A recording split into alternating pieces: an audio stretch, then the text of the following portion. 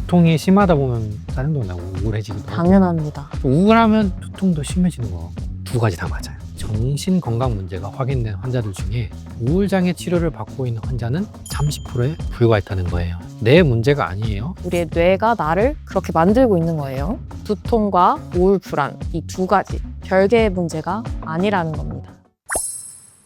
혹시 이런 생각 해보신 적 있으신가요? 내가 두통 때문에 우울한지 혹은 원래 우울한 사람이었는지. 저도 진료를 보면서 만성 두통 환자분들께 비슷한 질문을 받은 적이 있습니다. 두통이 심하다 보면 짜증도 나고 우울해지기도 하고 당연합니다. 또 우울하면 두통도 심해지는 것 같고 오늘 그 답을 한번 드려보면 두 가지 다 맞아요. 두통이 우울증을 만들고 우울증이 다시 두통을 더 심하게 만듭니다. 의학적 용어로는 양방향 악순환이라고 해요. 의학적으로 서로가 서로에게 유의미한 영향을 준다는 뜻인데요. 이 악순환 안에 갇혀 계신 분들이 두통 환자 중에 절반에 달합니다. 두통과 우울 증상을 함께 가지고 계신 분이요. 서로 맞물리면서 갇히는 거예요. 네. 그래서 오늘 영상에서는 이 세 가지로 여러분들한테 중요한 정보를 드려볼게요.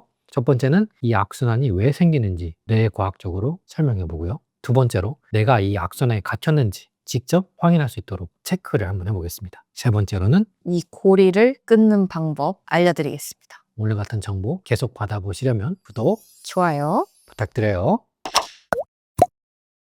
먼저 얼마나 많은 두통 환자분들이 우울 증상을 함께 앓고 있는지 데이터를 확인해 보겠습니다. 2018년에 대한두통학회가 전국의 종합병원 신경과를 방문한 편두통 환자를 분석했습니다. 결과가 아주 충격적이었죠. 편두통 환자 2명 중 1명, 51%가 우울장애를 함께 가지고 있었습니다. 그런데 48%에 해서는 불안장애도 함께 있었습니다. 더 놀라운 건 그 다음이에요. 정신 건강 문제가 확인된 환자들 중에 우울장애 치료를 받고 있는 환자는 30%에 불과했다는 거예요. 그러니까 둘 다 있는 분들 중에 30%만 정신적인 치료를 받고 있는 거죠. 즉, 두통 환자 절반이 우울증을 갖고 있는데 그 중에 70%는 자기가 우울증이라는 걸 모르고 치료도 못 받고 있는 상황이었던 거죠. 앞서서 편두통의 연구 결과를 확인해 봤는데요.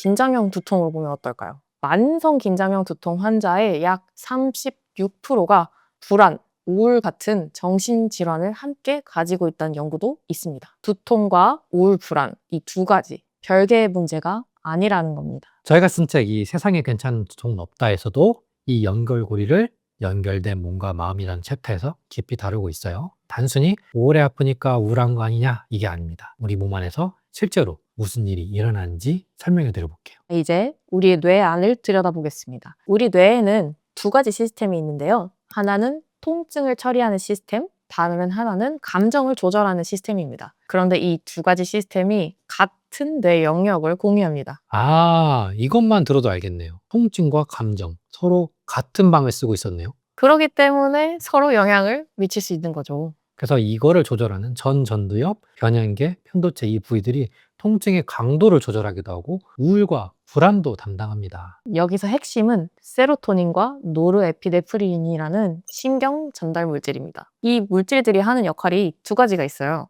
첫 번째, 통증 신호를 억제해줍니다. 두 번째, 기분을 안정시켜줍니다. 그런데 만성 두통 환자는 어떨까요? 당연히 이 물질들이 부족하거나 불균형이 돼요. 그 결과가 뭐냐면 통증은 더 강하게 느껴지고 기분 조절이 어렵죠. 그래서 이 두 가지 문제가 같은 원인에서 동시에 오는 거예요. 스트레스를 받았을 때는 이 악순환이 더 빨라집니다. 스트레스는 통증을 직접 일으킨다기보다는 뇌가 통증에 더 예민하게 반응하도록 만들기 때문이에요. 또 스트레스를 받으면 아주 작은 자극에도 두통이 확 일어나고 두통이 오면 스트레스를 받고 그것이 또 우울감을 만들고 또 우울 증상이 통증을 더 쉽게 느끼는 시스템을 만듭니다. 이 악순환이 얼마나 강력한지 데이터로도 알 수가 있어요. 우울증이 동반된 편두통 환자는 우울증이 없는 환자보다 편두통이 만성화될 확률이, 즉 한 달에 반절 이상 두통으로 고생할 확률이 1.65배 높습니다. 65% 높다는 얘기죠. 불안과 우울이 동시에 있을 경우에는 약물 과형 두통으로 발전할 가능성이 무려 5배까지 올라갑니다. 진통제를 먹어도 효과가 없고 두통이 더 잦아지는 분들은 정신건강 문제도 확인해야 될 것 같아요. 우리가 두통이 있다 보니까 우울감도 생기는 거고 이 우울감 때문에 두통이 생기는 이런 악순환의 고리가 있으니까 충분히 우리가 관리를 하고 이겨낼 수 있는 방법이 있다는 거죠. 그냥 휩쓸려 가지 말고 대처할 수 있다는 겁니다. 이제 중요한 파트입니다. 지금 제가 읽어드리는 문항들을 지난 2주 동안 얼마나 자주 있었는지 떠올리면서 한번 들어주세요.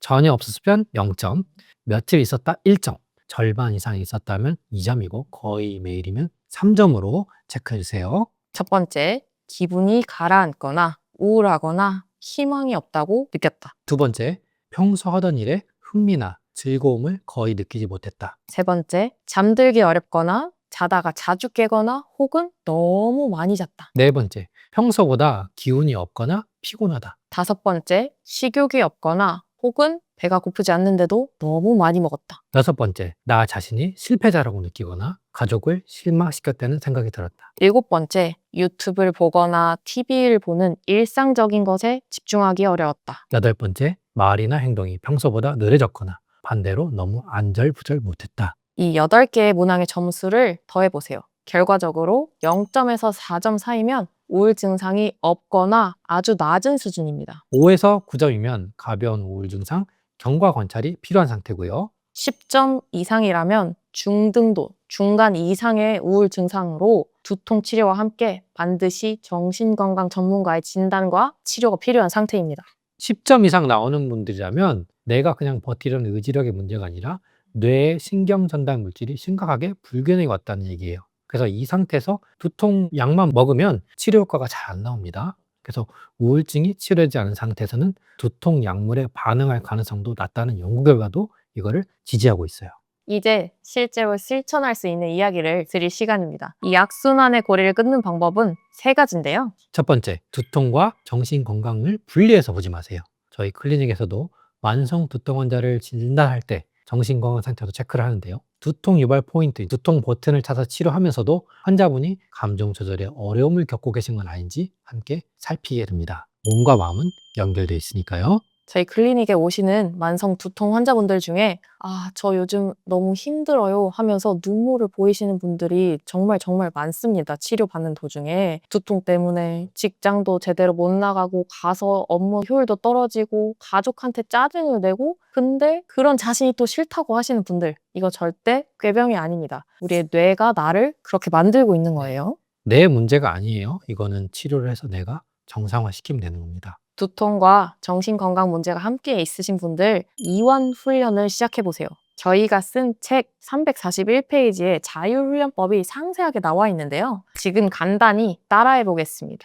편안한 곳에 누워보시고 눈을 감고 숨을 길게 내쉬면서 속으로 되뇌어 보세요. 나는 완전히 편안하다. 내 뒷목이 아주 무겁다. 나는 완전히 편안하다. 이렇게 전신을 쭉 따라가면서 이완을 시켜보는데 굉장히 도움이 많이 됩니다. 그래서 이런 이완 훈련은 단순한 심리 기법이라기보다는 자율신경계를 안정시켜서 우리가 뇌의 불균형이 있잖아요. 이런 세로토닌 불균형 상태를 조금씩 되돌릴 수 있는 임상적으로 근거 있는 비약물적인 치료법이에요. 세 번째이자 가장 중요한 것입니다. 방금 말씀드렸던 자가진단에서 10점 이상 나오신 분들 두통 전문 클리닉과 함께 정신건강 전문가의 진단과 치료를 동시에 받으시는 걸 권합니다. 저희는 만성 두통 환자를 치료할 때 목과 두개골 주변에 이제 두통을 유발하는 두통 버튼을 확인하고 구조적인 치료를 동시에 진행하는데요. 그러면서 뇌혈류 순환과 신경 전달의 물질 균형을 함께 보는 치료를 진행합니다. 결국 통증과 감정이 같은 뇌 시스템을 공유한다면 치료도 같은 시스템을 함께 조절하는 게 필요해요. 그래서 저희가 이제 책에도 이런 내용을 강조했죠. 오늘 말씀드린 내용을 3줄로 정리해 보겠습니다. 하나, 두통과 우울 증상은 뇌에서 같은 신경 전달 물질을 공유하며